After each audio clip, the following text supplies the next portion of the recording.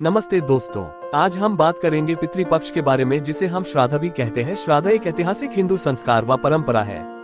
आगे बढ़ने से पहले आप चैनल को सब्सक्राइब जरूर कर ले और वीडियो को अंत तक देखें ताकि श्राद्ध जैसे विषय को आप गहनता से समझ जाए, ताकि श्राद्ध करते वक्त कोई ऐसी गलती ना हो जिससे हमारे पितर नाराज हो जाए और हमें परेशानी आए।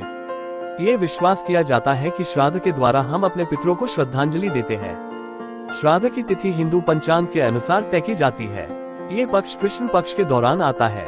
इस दौरान हम पितृ तर्पण करते हैं, जिसमें उनके लिए जल और तिल दान करते हैं। ब्राह्मण भोजन श्राद्ध का एक महत्वपूर्ण हिस्सा है। हम श्राद्ध करते हैं क्योंकि ये हमारी परंपरा है। हमारा धर्म कहता है कि हमें अपने बुजुर्गों का श्राद्ध श्रद्धापूर्वक करना चाहिए।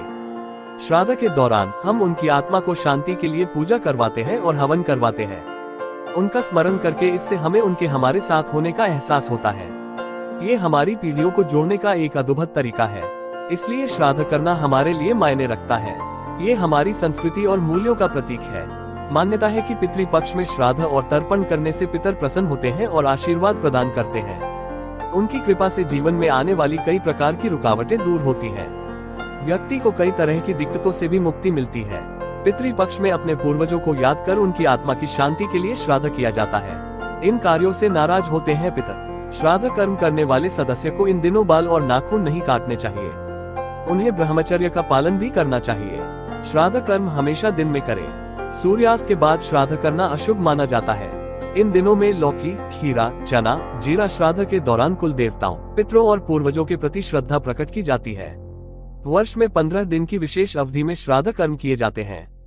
श्राद्ध पक्ष को पितृपक्ष और महालय के नाम से भी जाना जाता है। ऐसी मान्यता है कि श्राद्ध पक्ष के दौरान हमारे पूर्वज पृथ्वी पर सूक्ष्म रूप में आते हैं और उनके नाम से किए जाने वाले तर्पण को स्वीकार करते हैं। इससे पितरों की आत्मा को शांति मिलती है और घर में सुख शांति बनी रहती है। कब होता है पितृपक्ष? पितृपक्ष भाद्रपद की पूर्णिमा से ही शुरू होकर आश्विन मास की अमावस्या तक चलते हैं। आश्विन माह के कृष्ण पक्ष को ही पितृपक्ष कहा जाता है। भाद्रपद पूर्णिमा को उनका श्राद्ध किया जाता है जिनका निधन वर्ष की किसी भी पूर्णिमा को हुआ हो। पितृपक्ष तर्पण विधि: प्रतिदिन सूर्योदय से पहले एक जुड़ी ले ले और दक्षिणी मुखी होकर वह जुड़ी पीपल के वृक्ष के नीचे स्थापित करके एक लोटे में थोड़ा गंगा जल, बाकी सादा जल भरकर लोटे में थोड़ा दूध, बूरा, काले तिल, जौ डालकर एक चम्मच से कुशा की जुड़ी पर 108 बार जल चढ़ाते रहें और प्रत्येक चम्मच जल पर यह मंत्र उच्चारण करते रहें। पितृ को प्रसन्न करने के लिए करें ये काम। पितृपक्ष में अगर कोई जानवर या पक्षी आपके घर आए तो उसे भोजन जरूर कराना चाहिए। मान्यता है कि पूर्वज इन रूप में आपसे मिलने आते हैं। पितृपक्ष में पत्तल पर भोजन करें और ब्राह्मणों को भी पत्तल में भोजन कराएं तो यह फलदायी होता है।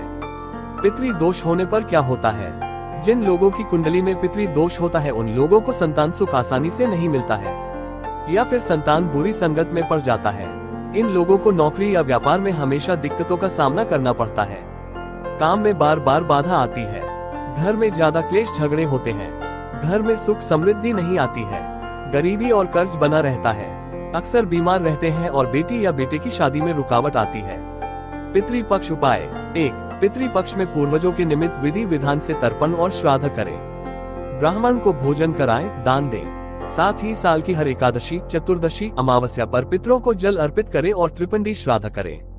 2. पितृपक्ष शांति के लिए रोजाना दोपहर के समय पीपल के पेड़ की पूजा करें। पितरों को प्रसन्न करने के लिए पीपल में गंगाजल में काले तिल, दूध, अक्षत और फूल अर्पित करें। पितृ दोष शांति के लिए ये उपाय बहुत कारगर है। जाने कौन कर सकता है श्राद्ध? पिता का श्राद्ध पुत्र को ही करना चाहिए। पुत्र के न होने पर पत्नी श्राद्ध कर सकती है।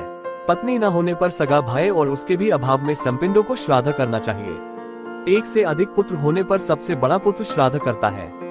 पुत्री का पति एवं पुत्री का पुत्र भी श्राद्ध के अधिकारी है। पुत्र के न होने पर पौत्र या प्रपौत्र भी श्राद्ध कर सकते हैं। पुत्र, पौत्र या प्रपौत्र के न होने पर विधवा स्त्री श्राद्ध कर सकती है।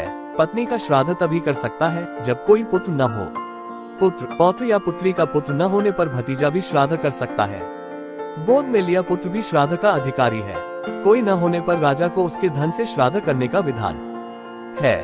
जानकारी अच्छी लगी हो तो चैनल को सब्सक्राइब जरूर कर ले और वीडियो को लाइक एंड शेयर जरूर कर दे।